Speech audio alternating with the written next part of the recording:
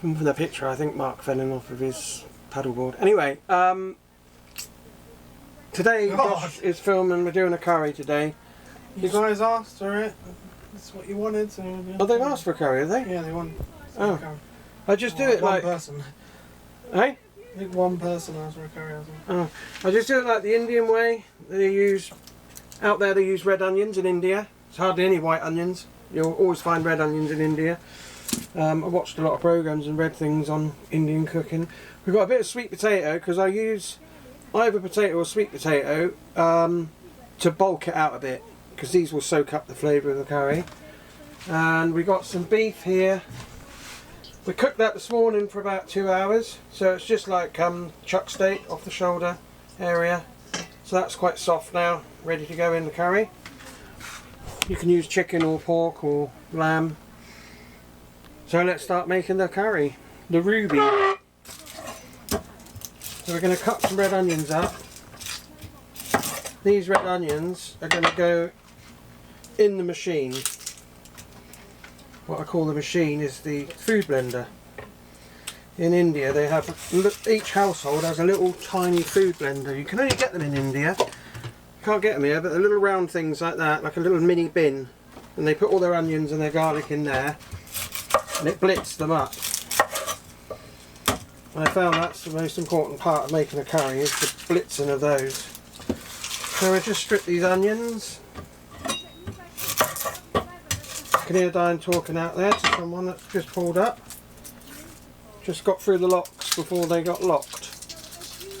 There's water shortage at the moment. So I've got 4 onions. If you use too many onions, it can make it very bitter.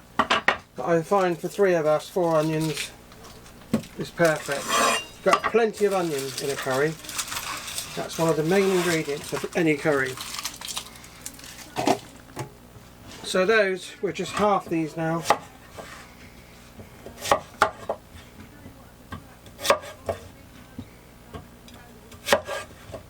Then we're going to get some garlic. Ooh.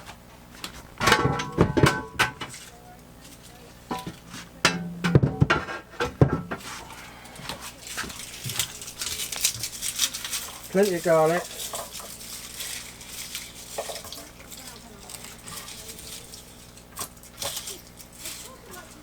Just talking about girly buttons, bell thrusters now. We call them girly buttons, but we're just jealous because we haven't got a bell thruster. So anyone that calls it a girly button is someone that's jealous of not having a bell thruster. But it's a good art form, steering a boat without a bell thruster. Sometimes we've actually been stuck, haven't we, on the Armco, Josh? Literally stuck. The wind's pushed Olive against the Armco and we can't move. We'll talk about that. Right. We'll talk about something. So, all I'm doing is pushing the garlic down, and that breaks it up and it's easy to peel then, as you can see. The peeling's just come off. So it's about the easiest way to peel a garlic. So we've got about 4 big cloves of garlic. You can see the skin coming off there. Just flakes away once you've done that. Get rid of that. The only thing missing today is bay leaves. I haven't got any. I've run out of bay leaves. You need at least 2 or 3 bay leaves in a curry, but we'll manage without them today. So this is all going to go in the little food processor. Just got a mini food processor that we use on the boat for various different things. Plug the GoPro on. Just going to unplug the little kettle. This one's ideal, it doesn't use that much electric. Ideal little thing. You can cut these up fine if you haven't got a food processor. You can grate it, I've done it before grating it, or you can just cut it up fine. Just snip into the onion but don't go all the way to the back. And then the onion stays together, and then when you cut that way you get it into little cubes. So just stick the onion in and the garlic.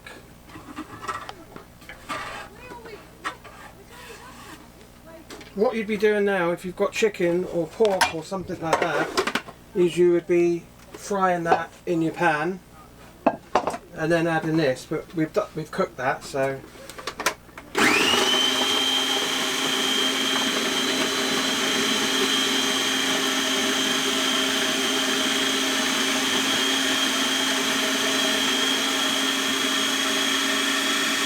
A little bit of water, only a little bit,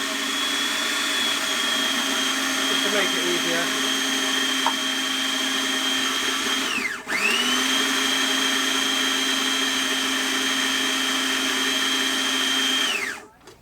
Now, so I put a bit of this in to start with, because this is initially is going to be the sauce. So I do this to taste. So I've got 2 tablespoons of cumin. This is the thing that makes the curry, Tikka Masala, and I've got another 2 of those going in. And then turmeric, you don't want as much, you're going to have a teaspoon of that going in, because it's a very powerful flavouring, turmeric and colouring. It's the one that stains you when you've had a curry normally. And then we've got coriander there. We've got the same there, 2 tablespoons. It sounds a lot, but it really isn't. And then, oh Lord, where's my chilli? That must be it. Where is it? Yes, have a look.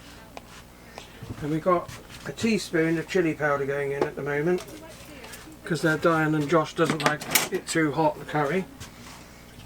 We'll give that another blitz. Quite thick, so add a little bit more water. All I'm adding is about 1/4 cup of water, that's it.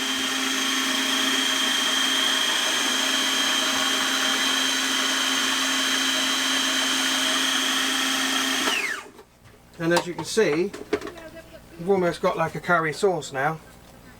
Swish this. GoPro's there, Dad. Oh yeah, I'm showing you. Got almost a curry sauce colour in there now already. The only thing we've got to add to that is some tomato. So we get our pan on. That can go straight in the pan. We don't worry about things too much.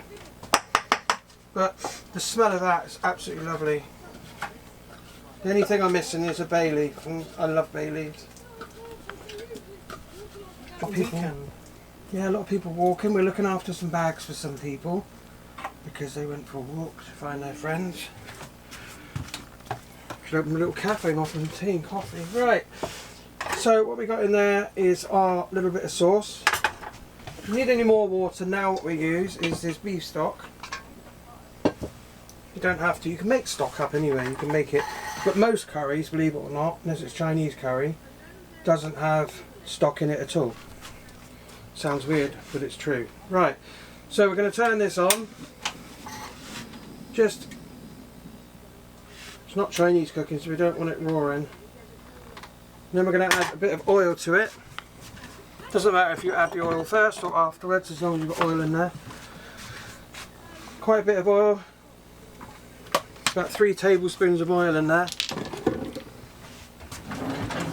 Wooden spoon. Oh, wooden spoons. Oh, there. I love wooden spoons. Yeah, you say it every time. Oh. Do. Right. Turn it up until it starts fizzing.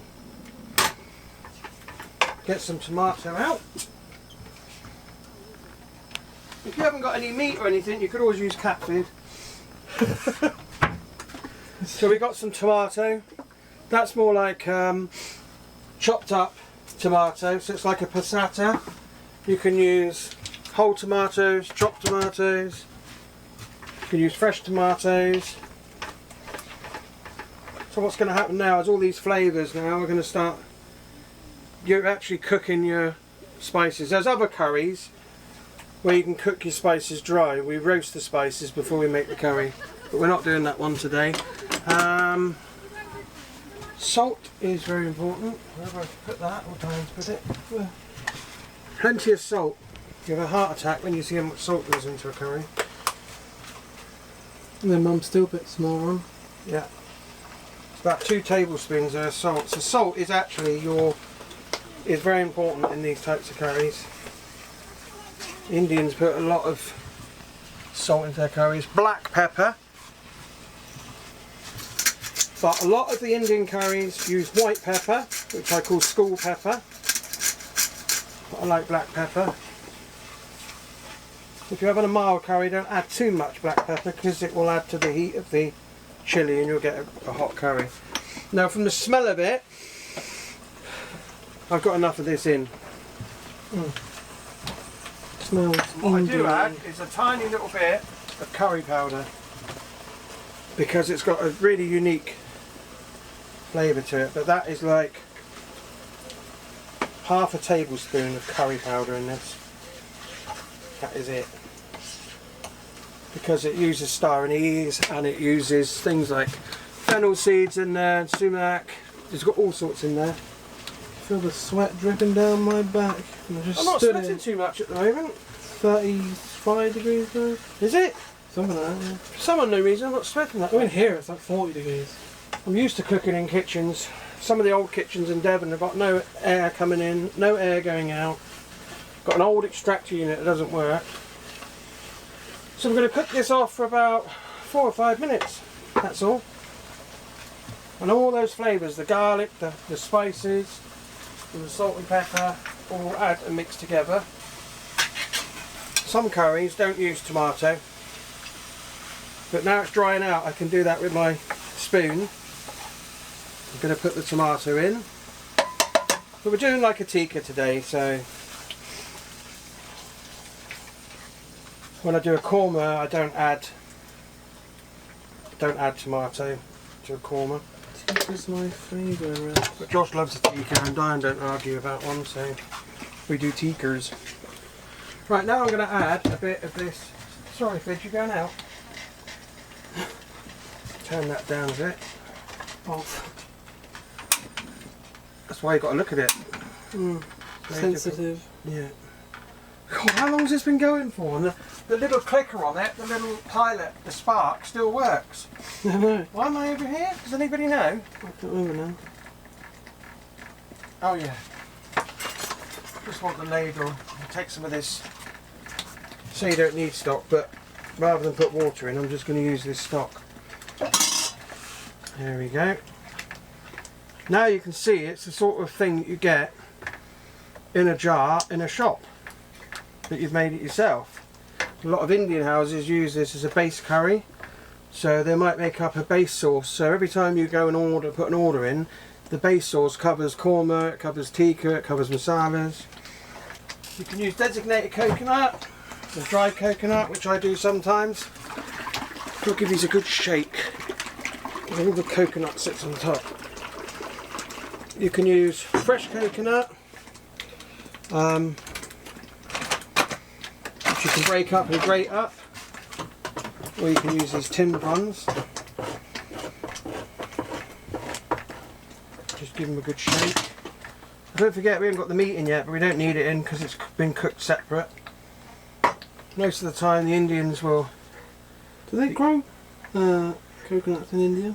Parts of India do, down on the west coast and that, and the south coast, yeah. Got coconut palms. Very important coconuts to the Indians, they love it. All the Asians. My friend would be moaning at me now. I'm not quite an Indian, I'm an Asian. I've lived all across India. That's what Joanne would be saying. That's what he used to tell me. No Pacific part he used to come from. He used to travel a lot with his family in the market, sell goods all across India. So we've got not quite a whole tin of that in, a little bit more, and I've got about 3/4 of a tin. And now what we're going to do is just cook this until it reduces, which means until it thickens basically. And then you'll get all those lovely flavours in the curry. And we'll come back to it once it starts thickening. Josh turned off the camera. I said to him I forgot to put the sugar in. Quite a lot of sugar in a tikka. I've got some brown sugar to use up, so we're going to use that up. Brown is really good in Indian food. You think, oh my god, that's a lot of sugar, but that's what they use. And you can see the colour changing now. But you can use white sugar or caster sugar, and that will give us our sweetness as well. So we've got salt, sweet, it's a balance. I don't know if you can hear me guys, I'm about to put the camera on because George has gone out and I forgot to put the sweet potato in. So I'm just going to show you, vegetables in a curry, it's lovely. So we're just going to dice this up a bit. Sweet potato doesn't take very long to cook. And that will go in now while it's simmering. It's just a lovely addition to having meat in there. Especially normal potato. A lot of Indian curries will have potato in them as well as the meat. So there we go. I'll use up this last bit. And also this, when it breaks down, helps to thicken the curry.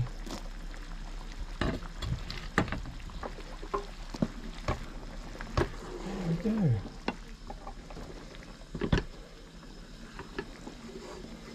Look at that.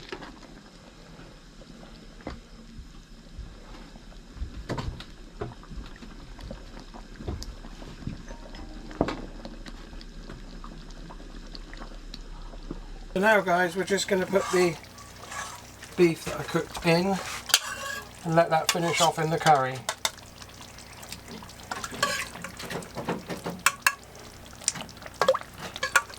As you can see, the curry itself is reducing down lovely into a lovely sauce. Get this beef in there and get it finished off. Finish off cooking in there.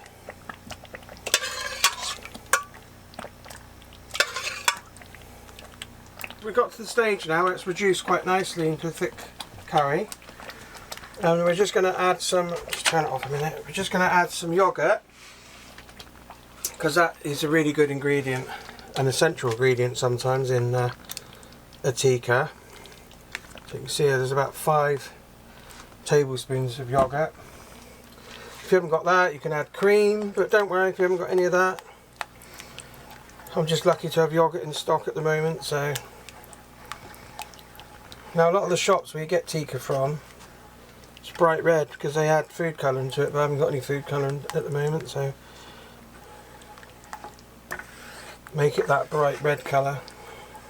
But that still looks lovely, look at that, nice and thick, lovely curry sauce. Right, let's see.